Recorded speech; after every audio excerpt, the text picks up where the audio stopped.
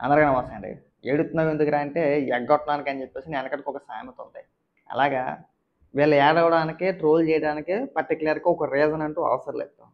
ఇప్పుడు నిన్న ఆటో డ్రైవర్లకు సేవలో ఒక కార్యక్రమం, ఆటో డ్రైవర్ల సేవలో ఒక కార్యక్రమంలో చంద్రబాబు నాయుడు గారు, పవన్ కళ్యాణ్ గారు, నారా లోకేష్ గారు ముగ్గురు మాట్లాడారు.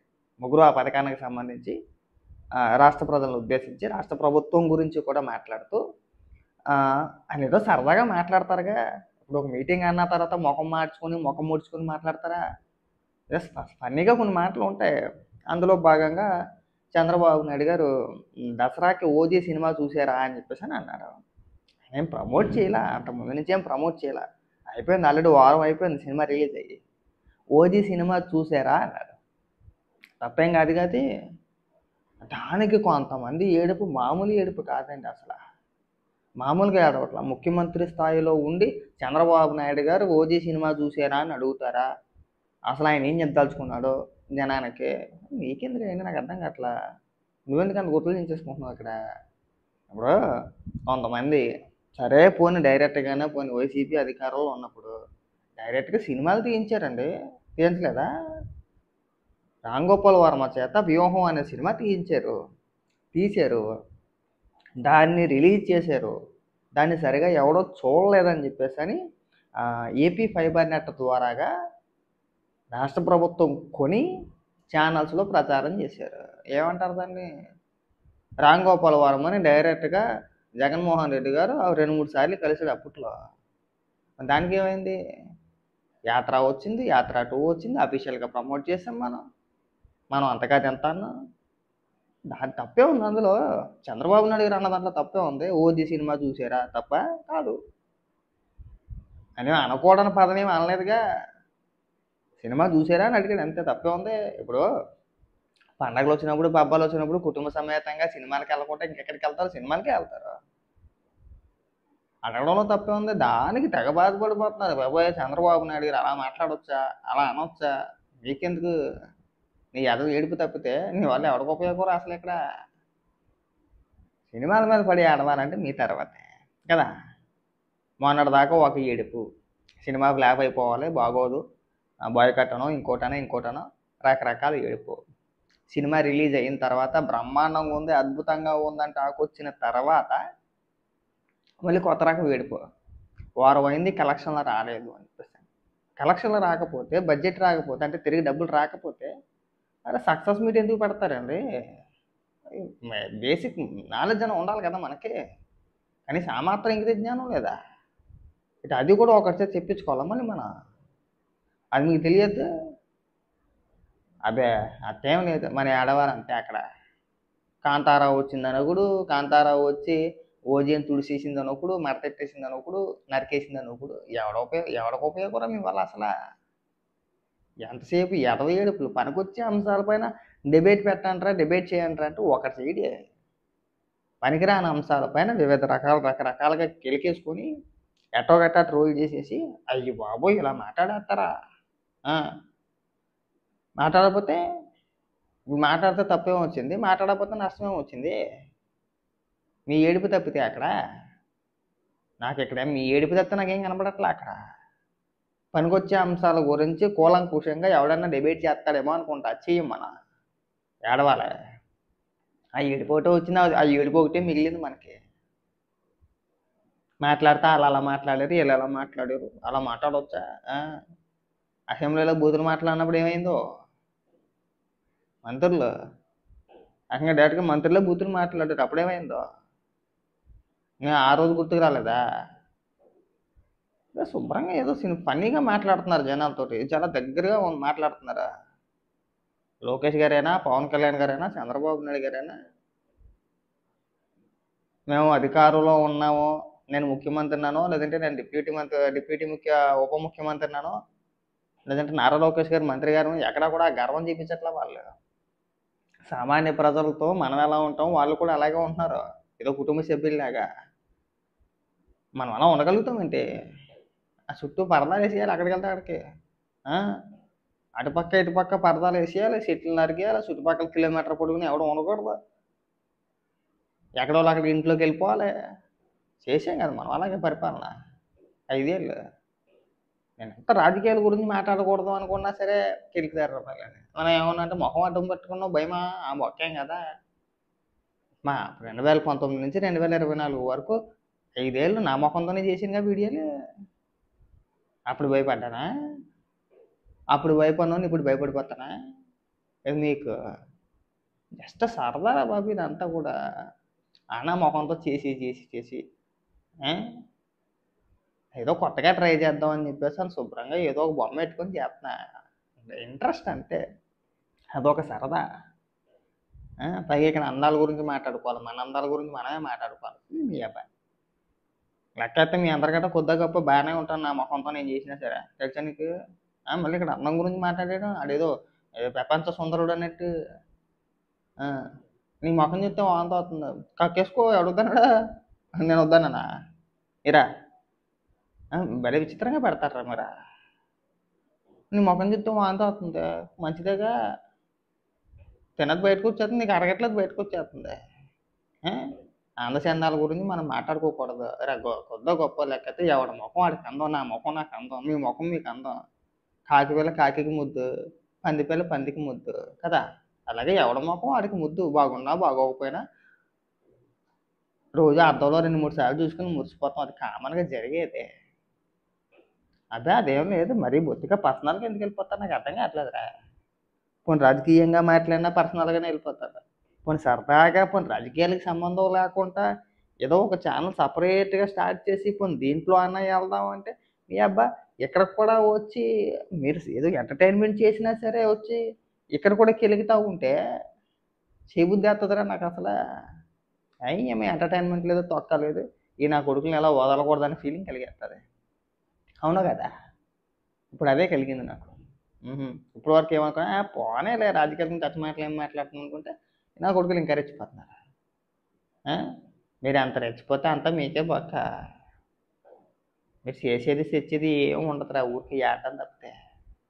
ఒకడి మీద పడి ఎడితే ఏం రాదు బొక్క. అంటే ఇప్పుడు మీరు చంద్రబాబు నాయుడు గారిని ట్రోల్ చేశారనో, పవన్ కళ్యాణ్ గారిని ట్రోల్ చేశారనో, లేదంటే నారా లోకేష్ గారిని ట్రోల్ చేశారనో కాదు ఇక్కడ మ్యాటరు. కానీ మనకు కొన్ని ఇది ఉండాలి కదా, మనం ఎందుకు చేస్తున్నాం అనేది మనకు ఒక క్లారిటీ ఉండాలి కదా. ఏ అంశం పైన చేస్తున్నాం అనేది క్లారిటీ ఉండాలి కదా, దేన్ని తప్పు పడుతున్నాం అనేది మనకు ఒక క్లారిటీ ఉండాలి కదా. Right, okay. ముఖ్యమంత్రి స్థాయిలో ఉన్న వ్యక్తి మీ దృష్టిలో సినిమాల గురించి మాట్లాడకూడదు, సినిమాల గురించి ప్రమోట్ చేయకూడదు అనే అనుకుందాం పోనీ కాసేపు. మరి గత ప్రభుత్వం వ్యూహం సినిమాని డైరెక్ట్గా ఏపీ ఫైబర్ నెట్ ద్వారాగా కొని సిటీ కేబుల్స్ వేసి జనానికి చూపించేశారు. వ్యూహం సినిమా ఎవరిదే? రామ్ గోపాల్ వర్మ తీసాడు. అందులో ఎవరిని హీరోగా చూపించాడు, ఎవరిని విలన్గా చూపించారు, ఎవరి క్యారెక్టర్లు కించపరుస్తూ చిత్రీకరించాడు, ఎవరి క్యారెక్టర్ తెలీదా? మరి ఆ రోజు ఏమైపోయింది? అంటే మీరు చేస్తే న్యాయం, ఎదురోటి చేస్తే అన్యాయమా? ఎక్కడ లాజిక్ రైతు అసలు? అసలు ఎప్పుడైనా ఏదైనా లాజిక్గా మాట్లాడతారా? పైగా నారా లోకేష్ గారు మాట్లాడుతూ ఆటోలో ప్రయాణిస్తూ ఒక మహిళ ఆటో అంటే లేడీ ఆటో తోలుతారనమాట, పక్కన ఉన్న వ్యక్తితో చిల్లెమ్మని కంగారు పెట్టమాకండి, మళ్ళీ ఎక్కడైనా ఎవరైనా గుద్దినా లేదంటే ఎక్కడైనా తగ్గిందో నాకే బొక్క అని చెప్పేసి అని అన్నాడు. అంతే అన్నాడు, క్యాజువల్గా అన్నాడు. సపోజ్ మనం నార్మల్గా మాట్లాడుకుంటే ఎలా మాట్లాడుతూ అలాగే మాట్లాడాడు. దాన్ని పెద్ద భూతార్థంలో చూపించేసి అది పెద్ద భూత అయిపోయింది ఏమి ఇక్కడికి. మంత్రి స్థాయిలో ఉండి ఆడవాళ్ళు ఉండగా బొక్క అని మాట్లాడతారా? నారా లోకేష్ గారు మీ అమ్మగారు నేర్పిన సంస్కారం ఇదేనా? వాడి అఫీషియల్ ట్విట్టర్ అకౌంట్లో మాత్రం సంస్కారం గురించి మాట్లాడుకుంటే అయ్యి బాబు ఎన్ని మాటలు మాట్లాడాలో చాలా దరిద్రంగా చాలా వరస్ట్గా ఉంటుంది. మీరు మాట్లాడే భాష కానీ మీరు మాట్లాడించిన భాష కానీ నేను ఇక్కడ చెప్తే ఎంత వరస్ట్గా ఉంటుంది తెలుసా? చాలా వరస్ట్గా ఉంటుంది. డైరెక్ట్గా అసెంబ్లీలో బూతులు మాట్లాడేశారు మీరు. ఆ నారాయణ స్వామి అయితేనే ఉప ముఖ్యమంత్రి డైరెక్ట్గా అసెంబ్లీలో ఒరే ముండా అని మాట్లాడాడు. ఆ రోజున ముఖ్యమంత్రిగా ఉన్న జగన్మోహన్ రెడ్డి పల్లెకిలిచి నవ్వాడు, ఖండించలా. ఆ సభలో ఉన్న మహిళలు ఎవరైతే ఉన్నారో మహిళా నాయకురాలు, అందులో మంత్రులు కూడా ఉన్నారు, వాళ్ళందరూ చప్పట్లు కొట్టారు. మరి అదేంటి అది అసెంబ్లీలో మొన్న అందం అంటే నాకు అర్థం కదా. ఆ రోజు ఎందుకు నొప్పి తాగలేదు మీ అందరికీ? అసెంబ్లీలో ఉప ముఖ్యమంత్రి అయినటువంటి అప్పుడే ఉప ముఖ్యమంత్రి నారాయణ స్వామి మొండా అన్నాడు. జోగి రమేష్ ఏమో అప్పటి మీ పార్టీ ఎంపీ అయిన రఘురామకృష్ణరాజు గారిని లుచ్చా వెధవా అన్నాడు. అప్పుడు కూడా జగన్మోహన్ రెడ్డి లేచి లేదు లేదు నా మీద అభిమానంతో అద్భుతంగా మాట్లాడాడండి అని చెప్పేసి కితాబ్ ఇచ్చేసాం మనం ఆ రోజున. పొగిడేసాం. ముసిముసి నవ్వులు. పట్టాభి ఇంటి పైకి దాడి పైకి వెళ్తేనేమో ఒక ప్రెస్ మీట్ పెట్టి మా అభిమానులకి బీపీలు వచ్చినాయి అన్నాడు. తెలుగుదేశం పార్టీ ఆఫీసును ధ్వంసం చేస్తేనేమో నా పైన అభిమానం అన్నాడు. ఇన్ని ఉన్నాయి. అక్కడ దాకా ఎందుకురా బాబు, మరీ దరిద్రంగా ఉంటుంది. ఒక చిన్న పోలిక చెప్తాను నేను. షర్మిల తన కొడుకు పెళ్ళికి చంద్రబాబు నాయుడు గారి ఇంటికి వెళ్ళి ఆయనకు ఒక శుభలేఖ ఇచ్చి, మా కొడుకు పెళ్ళి మా తండ్రి వయసు మీది, మీరిద్దరు స్నేహితులు కూడా మా నాన్నగారు మీరును వచ్చి నా కొడుకుని పెద్ద మనసుతో దీవించాలి ఆశీర్వదించాలని చెప్పేసి ఒక శుభలేఖ ఇచ్చింది. దానికి జగన్మోహన్ రెడ్డి ఒక పెద్ద సభలో షర్మిలాను ఉద్దేశించి పసుపు చీర కట్టుకొని చంద్రబాబు నాయుడు గారి ఇంటికి వెళ్ళి ఆయన ఇంప్రెస్ చేయడానికి వెళ్ళారని మాట్లాడాడు. నేను షాక్ నిజంగా. అరే సొంత చెల్లి కట్టుకున్న బట్టల గురించి అవతారాల గురించి వాళ్ళు మాట్లాడుతున్నారా అని చెప్పేసి ఆశ్చర్యపోయాను నేనైతే. దాని గురించి ఏం మాట్లాడరు మళ్ళీ. ఈ విషయం నేను అనేది కాదు, డైరెక్ట్గా షర్మిల ప్రెస్ మీట్ పెట్టి ఘోరంగా ఏడ్చింది, కన్నీళ్ళు పెట్టుకుంది పాపం ఆవిడ. మా సొంత అన్న, నా తోడబుట్టిన అన్న నేను కట్టుకున్న వస్త్రాల గురించి మాట్లాడాడు ఈ రోజున. తన కార్యకర్తల చేత నాకు అక్రమ సంబంధాలు అంట కట్టించి నా పుట్టుకల గురించి అవమానంగా మాట్లాడుతున్నారు అని చెప్పి మీడియా ముఖంగా ఘోరంగా ఏడ్చింది. ఎంత కించపరిచి మాట్లాడతారు షర్మిలానే, ఎంత దారుణంగా మాట్లాడతారు మీరు. మీ సోషల్ మీడియా కార్యకర్తల చేత ఎలా మాట్లాడుతుంటారు అసలు. ఏమైపోయింది మరి మీ లాజిక్లోనే ఏమైపోయింది నాకు అర్థం కదా. మీరు చెప్పిన లాజిక్లే కదా, మీరు చెప్పిన నీతులే కదా, మీరు చెప్పిన సంస్కారమే కదా. ఎవడన్నా తల్లిపైన కేసు వేస్తాడా? ఎన్ఎస్డిఎల్లో తల్లిపైన కేసు వేసాడు, ఆస్తుల వ్యవహారంలో తల్లిపైన కేసు వేసాడు. జగన్మోహన్ రెడ్డికి అనుకూలంగా తీర్పు వచ్చిందని చెప్పేసి అని సాక్షిలో పెద్ద పెద్ద కథనాలు రాశారు.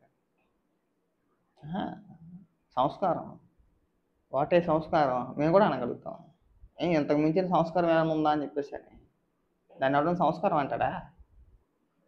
నోరు తిరిగితే పచ్చి బూతులు మాట్లాడతారు, పచ్చి బూతులు తిట్టిస్తూ ఉంటారు. మీ నోటంటే సంస్కారం అనే పదం వింటూ ఉంటే వాంతి వచ్చి విరక్తి వచ్చేస్తుంది. వద్దు. మరీ మనం భాషల గురించి ఎదుటి వ్యక్తులకి పాఠాలు చెప్పే స్థాయిలో లేరు, మీరైతే లేరు. అది గుర్తుపెట్టుకుని బాగా. అందులోనే ముఖ్యంగా నారా లోకేష్ గారు లాంటి వ్యక్తులకి మీరు పాఠాలు చెప్పకూడదు. ఆ స్థాయిలో మీరు ఉన్నారా? సంస్కారం గురించి నేర్పించే స్థాయిలో మీరు ఉన్నారా? చిన్న చిన్న పిల్లల చేత తిట్టించాడు. అక్కడ దాకా ఎందుకు, డైరెక్ట్గా జగన్మోహన్ రెడ్డి పవన్ కళ్యాణ్ గారిని ఉద్దేశించి నీచంగా పెళ్ళిళ్ళు పెళ్ళాలని చెప్పేసి నా సహాయంగా ముఖ్యమంత్రి హోదాలో మాట్లాడేసాడు. ఎందాన్ని మరి కడుపుబ్బరం కాకపోతే, అదో రకమైన ఏడుపు కాకపోతే, అదొక రకమైన దిక్కుమాలతనం కాకపోతే ఏమనాలి దాని? ఇప్పుడు దిక్కుమాలతనం కదా. మనం మాట్లాడతాను కొద్దిగా తీరు ఉండాలిరా. మరీ లేగ్గాలో మాట్లాడతాయట. లేదా మీరే తెలివైన వాళ్ళు ఇంకా అందరూ పెచ్చోళ్ళుగా మాట్లాడితే ఈ అబ్బాయి మాటలు మానేయండి. ఇంకా మీరు ఎన్ని డైలాగులు కొట్టినా వర్కౌట్ అవుతావు, మీరు ఎంత ఏడ్చినా వర్కౌట్ అవుతా. అర్థమైందా? మీరు ఎన్ని రకాలుగా విషం చిమ్మాలని ప్రయత్నం చేసినా వర్కౌట్ అవ్వదు. చెప్తున్నాం కదా. ఆల్రెడీ జనాల్లో ఒక క్లారిటీ వచ్చేసింది, వాళ్ళకు ఒక పెద్ద క్లారిటీ ఉంది. మీకే క్లారిటీ లేదు. క్లారిటీ లేని ఎవరికరా అంటే మీకు క్లారిటీ లేదు. ఏం జరుగుతుంది, మనం ఎలా వెళ్ళాలి ముందుకు అనేది ఒక క్లారిటీ మీకు లేదు. అది మీకు రానంత వరకు మిమ్మల్ని ఎవడో బాగు చేయలేడు, మీరు బాగుపడరు కూడా. అది గుర్తుపెట్టుకుంటే బాగుంటుంది. మీరు ఇంక ఈ ట్రోలింగ్లు, చంద్రబాబు నాయుడు గారు అలా మాట్లాడారు, లోకేష్ గారు అలా మాట్లాడారు, ఇవన్నీ ఆపైతే బాగుంటుంది అబ్బాయి. కట్టిపెట్టండి.